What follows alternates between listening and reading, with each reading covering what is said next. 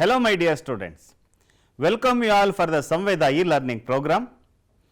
Today you are going to learn about chapter number 12, sound. My dears, you are going to learn the topics of the sound in 3 different sessions. In first session, you will learn about production of sound, propagation of sound. Sound needs a material medium to travel from one place to another place, and about bell jar experiment, and longitudinal wave and transverse wave.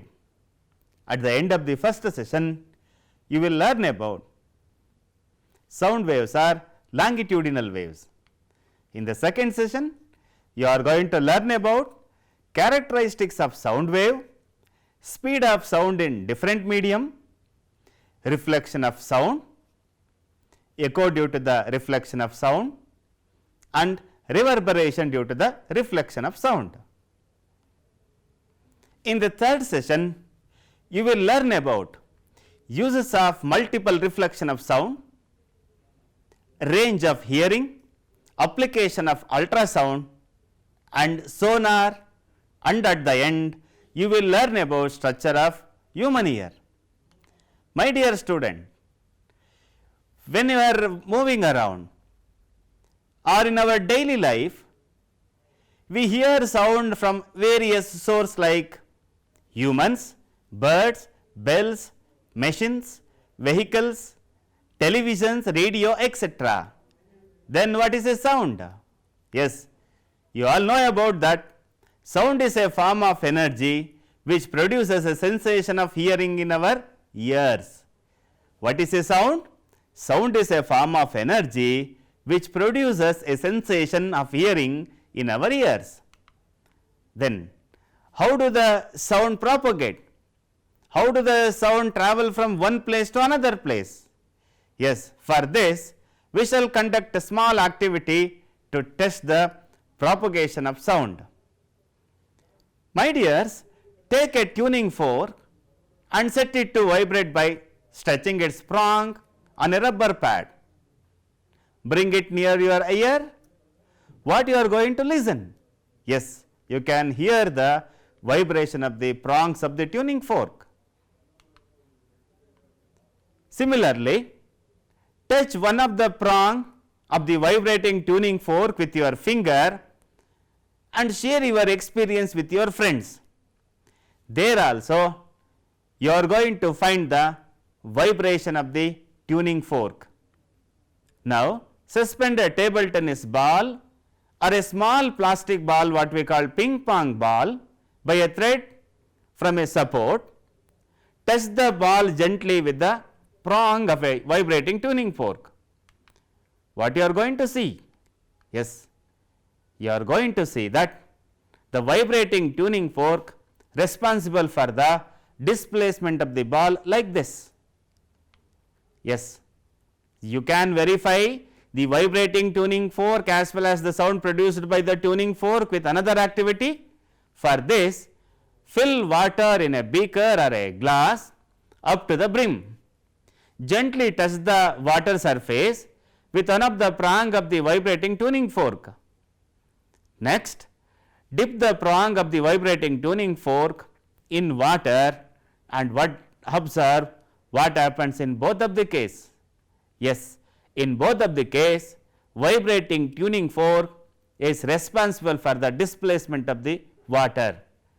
You can see the coming out of the water droplets due to the vibration of the tuning fork. Now, propagation of sound. In all these examples, we can conclude that sound is produced by vibrating object. The matter or substance through which sound transmitted is called medium. It can be solid, liquid or gas. As you all know that sound is produced by vibrating objects.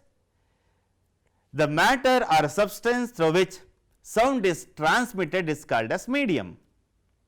The medium may be solid, liquid or gas. So, the vibration of the loudspeaker is responsible for the production of sound, and we can hear very clearly. The sound moves through a medium from the point of generation to the listener. This is well known to you. And also, sound is a mechanical wave and it needs a material medium like water, air and steel etc. for its propagation. You must know that it cannot travel through vacuum, which can be demonstrated by the sound well known experiment, that is what we called bell jar experiment. Yes, with the bell jar experiment we can verify that sound cannot travel in a vacuum, but it needs a material medium for the propagation. What you have to do for the experiment or to conduct bell jar experiment? Yes, you have to take an electric bulb and an airtight glass bell jar. The electric bulb is suspended inside the airtight bell jar. The bell jar is connected to vacuum pump. If you press the switch, you will be able to hear the bell. Now start the vacuum pump. When the air inside the bell jar is pumped out gradually, the sound becomes fainter although the same current is passing through the bell. After some time, when less air is left inside the bell jar, you will hear a very feeble sound. What will happen if the air is removed completely? Yes, you can't hear any sound of the bell. So this confirms that medium is required for the propagation of sound. So this picture or this image help you to conduct the bell jar experiment. You can also conduct the bell jar experiment by using a syringe. I will demonstrate how you can verify the bell jar experiment by using the syringe. Look at the video. Bell jar experiment can also be conducted by using this veterinary syringe. See, a big one. How to conduct the experiment means, so take the buzzer, keep the buzzer inside the syringe and connect the wire to the buzzer to it and make sure that air should not enter from this nozzle. So you should fix it with the glue so that it should be air tightened, and you should make a small hole over here. One of the hole you have to make over here to remove the air from the syringe while you are placing the piston inside. Now, so after the arrangement like this, connect the end of the wire to a 9-volt battery. So you can listen the sound produced from the buzzer inside the piston. Now inside the syringe. Now keep the piston inside it. See, air is removed out from this nozzle. Now keep the nozzle tightly with your finger and you should evacuate the piston with the help of the piston. So you can see and you can listen, the very small intensity of sound is going to be heard. So this is how we can conduct the bell jar experiment. See, I will show you again. See, keep the piston inside the syringe, keep the finger over the small hole what we have made. See, if you are going to evacuate this and if you are going to remove the air inside the piston, inside the cylinder of the syringe, it create a vacuum. So the intensity of the sound becomes very feeble. So therefore what it confirm means, so material medium is required for the propagation of sound. We can conduct the bell jar experiment by using small syringe also. For that you have to use the small buzzer. So here one of the end of the syringe is covered with a rubber which is connected to the wire. You can see the arrangement or connection of the wire to a buzzer. Here the rubber is covered to ensure that air should not enter from this side. So what we have to do now, we have to keep the piston inside like this. So after the placing the piston inside, now connect the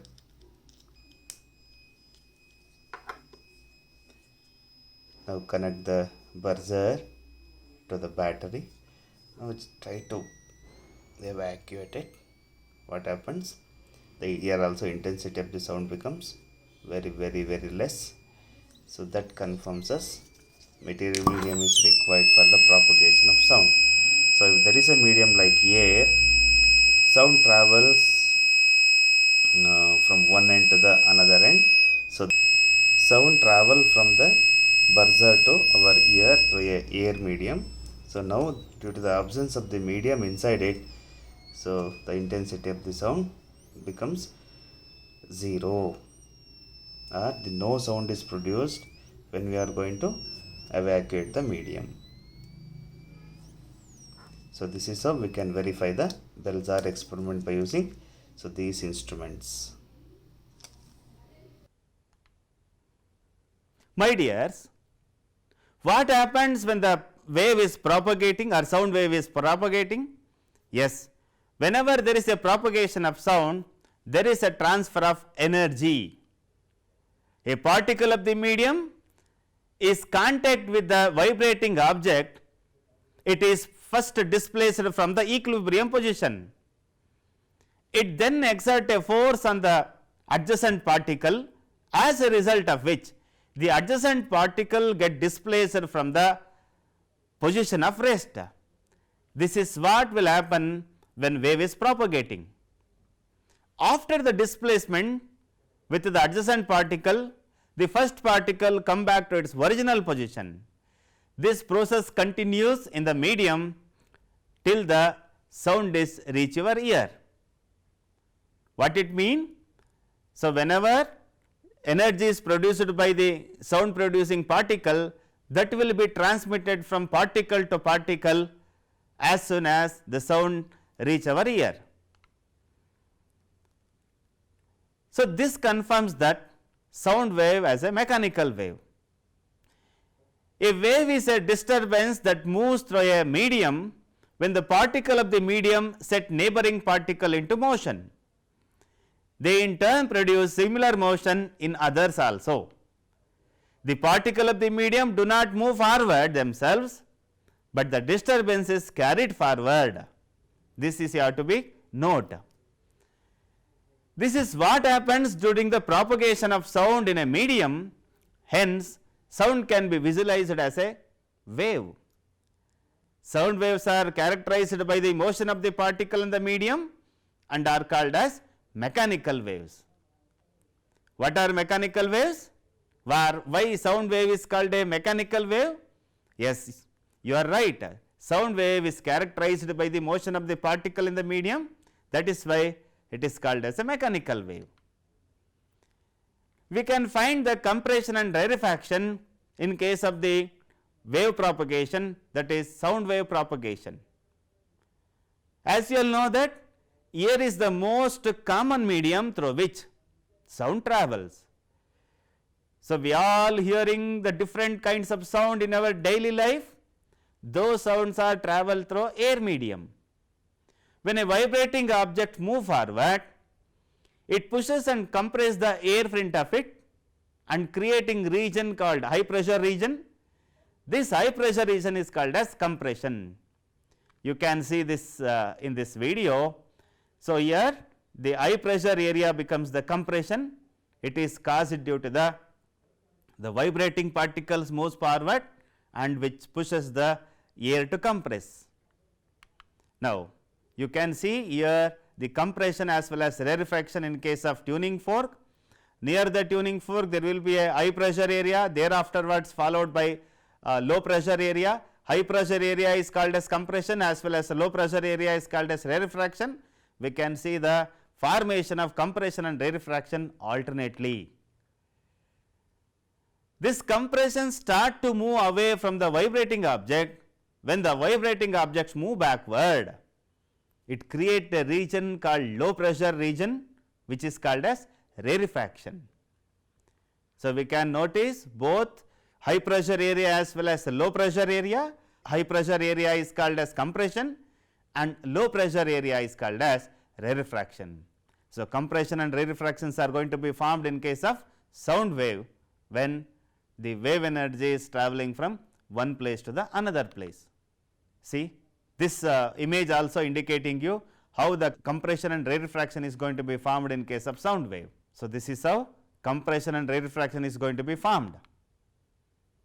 As the object move back and forth rapidly, a series of compression and rarefaction created in the air. This makes the sound wave that propagate through the medium, and the compression is the region of high pressure area and rarefaction is the region of low pressure area. The pressure is related to the number of particles of a medium in given volume. You have learnt in the previous lesson. We can see very clearly with the help of this image. My dears, more the density of the particle in the medium gives more pressure and vice versa. Thus, propagation of sound can be visualized as a propagation of density variations or pressure variation in the medium. What we can conclude with the formation of compression and rarefaction? Yes, definitely. The propagation of sound can be visualized as a propagation of density variation or the pressure variation in the medium. So, due to the variation in the pressure as well as the density, the sound which travel from one spot to the another. As I told you already, sound is an example for longitudinal waves. Then what are longitudinal waves? Longitudinal waves are the waves in which the vibration of the medium is parallel to the direction of the wave travel and displacement of the medium in the same or opposite to the direction of wave propagation. So, that means the wave will travel like this. The direction of the wave motion is direction to the propagation of the wave. So, that is why it is called as a longitudinal wave. There is another type of wave called transverse wave. It is quite different from the longitudinal wave. In case of transverse wave, the particles are vibrate with the perpendicular to the direction of motion or direction of wave propagation. Here you are seeing in the image, in this animation, the vibration of the particle takes place perpendicular to the direction of propagation, where in case of longitudinal wave, vibration of the particle is parallel to the direction of propagation. In case of transverse wave, vibration of the particle is perpendicular to the direction of propagation. Thus, a transverse wave is the one in which the individual particle of the medium moves about their mean position in a direction perpendicular to the direction of wave propagation. Light is a best example for transverse wave, but for light the oscillation are not of the medium particles and also their pressure or density. You know that light can also travel in vacuum as well as in medium. So, this animation gives you the relationship between transverse wave as well as longitudinal wave. So, in the first case you are seeing that the particle vibrating perpendicular to the direction of propagation. In the second wave you are seeing that vibration of the particle is parallel to the direction of propagation. Here crest and troughs are going to be formed. In case of longitudinal wave, compression and rarefaction is going to be formed, but where in case of transverse wave, crest and trough are going to be formed. Then what is a crest and a trough? Yes, a peak is called crest. You are seeing here this peak is called crest, and there is a valley. Here you are seeing a valley. It is called as a trough in case of transverse wave. Now, my dears, you have learnt many basic concepts about sound. Let us recall one by one. It is the time to recapitulate what we have learnt till now. You have learned that sound is a form of energy which produces a sensation of hearing in our ears. Sound is produced by vibrating objects. The matter or substance through which sound is transmitted is called as medium. It can be a solid medium, liquid medium or gaseous medium.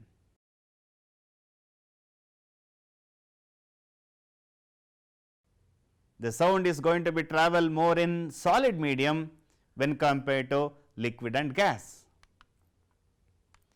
Similarly, sound moves through a medium for the point of generation to the listener. When an object vibrates, it sets the particle of the medium around it vibrating. The vibration carried from one point to the another point or from the source to the listener in the form of energy transformation. As you all know that sound is a mechanical wave and needs a material medium like air, water or solid like steel etc. for its propagation. And also you have verified this by conducting a bell jar experiment. So, bell jar experiment confirms that a medium is required, that is air, water or a solid medium is required for the propagation of sound. Sound wave are characterized by the motion of the particle in the medium, that is why they are called as mechanical wave. And also you have learned that air is the most common medium through which sound travel. When vibrating object move forward, what happens? It pushes the compressions in the air and in front of it, creating a region of high pressure area. This is what we have called or named as compressions. Similarly, what happens after the formation of compression? Yes, compressions start to move away from the vibrating object. When the vibrating object moves backward, it creates a region of low pressure area which is called as rarefaction. So, we can identify compression and rarefaction formation in case of sound wave. Compression is the region of high pressure area and rarefaction is the region of low pressure area. The pressure is related to the number of particles of the medium in a given volume, and also you have learned that about longitudinal waves as well as transverse wave. Longitudinal waves are waves in which the vibration of the medium is parallel to the direction of the wave travel. And what about the displacement of the particle? Yes, the displacement of the particle of the medium is in the same or opposite direction of the wave propagation. It is always in the same direction of the wave propagation. So, that is why sound wave is called as a longitudinal wave and it travels through a longitudinal wave formation. And also you have learned that in a transverse wave, particles do not oscillate along the line of wave propagation, but oscillate up and down about their mean position as the wave travel. That is, in case of transverse wave, what happens? The particles are going to be vibrate perpendicular to the direction of propagation. So, we have named crest and trough in case of transverse wave. A peak is going to be formed, it is called as crest, and a valley is going to be formed, it is called as a trough of the wave. Now, my dears, based on the today's concept, I am giving you few questions to answer as a home assignment. Please write the question and show to your teacher. The first question is, what is sound?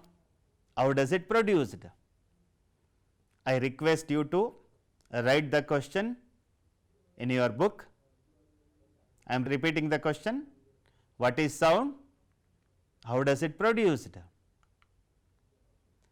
The second question is, why sound wave are called as mechanical wave? I am repeating, why sound waves are called mechanical waves? Third question, what are compression and rarefaction in case of longitudinal wave? What are compression and rarefaction in case of longitudinal wave? Next question is, differentiate between longitudinal waves and transverse waves. I am repeating the question again. Differentiate between longitudinal wave and transverse wave. The next question is, what are crest and trough in case of transverse wave? What are crest and trough in case of transverse wave? The sixth and last question is, conduct an experiment to verify sound needs material medium for its propagation. Repeating again, conduct an experiment to verify sound needs material medium for its propagation. So, these are the questions to write the answers. I hope you are all able to write the answer for the given questions. My dears, let us meet on the next session to learn more about the sound. Till then, have a great time, stay safe and keep learning. Thank you all.